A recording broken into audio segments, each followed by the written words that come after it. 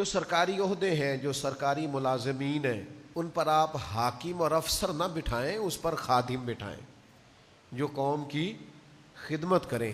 پتہ نہیں میرا تجزیہ ٹھیک ہے کہ نہیں، لیکن مجھے ایسے لگتا ہے کہ ہمارے محکموں کے اندر ملازمین قوم کی ڈیوٹی نہیں کرتے، اپنے افسروں کی ڈیوٹی کرتے۔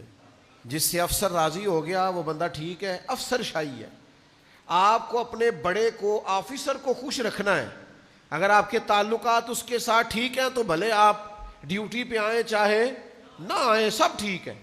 آپ قومی خزانے سے تنخواہ لیتے ہیں، آپ کو قوم کا خادم بننا چاہیے، اللہ کے حضور جواب دینا ہے۔ آپ حضرت عمر رضی اللہ تعالیٰ عنہ کے سامنے جب وہ مقدمہ آیا تھا کہ ایک گورنر صاحب ہیں اور وہ بڑا زبردست لباس پہنتے ہیں اور اس طرح کہ انہوں نے شاہانہ زندگی اختیار کر لیا، تو جناب عمر نے فرمایا ان کو ٹاٹ کا لباس پہنا کے اونٹ چرانے پہ لگاؤ، یہ اس عہدے کے قابل نہیں ہے۔ میرے پاس یہاں کچھ لوگ آئے، ایک محکمے سے وہ تعلق رکھتے تھے، تو ان میں سے ایک نے مجھے کہا کہ کوئی وظیفہ بتائیں جس سے ہم اللہ کے قریب جائیں۔ تو میں نے کہا آپ کے پاس تو بڑا زبردست وظیفہ ہے، سارا دن سائل آتے رہتے آپ کے پاس درخواستیں لے کے، آپ اللہ کی مخلوق کو چکر لگوانے چھوڑ دیں، مخلوق سے پیار کرنا شروع کر دیں، اللہ اپنے فضل سے اپنا قرب آپ کو عطا فرمائے گا۔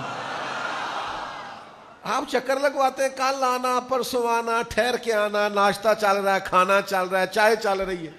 او خدا کے بندے، نبی پاک علیہ السلام نے فرمایا یہ مخلوق اللہ کا کنبہ ہے، اور خدا اس سے محبت کرتا ہے جو اس کے کنبے سے پیار کرے۔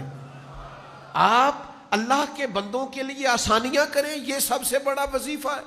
آپ سیٹ پہ بیٹھے ہیں تو آپ یہ ذہن بنائیں کہ میں نے لوگوں کے لیے آسانیاں کرنی۔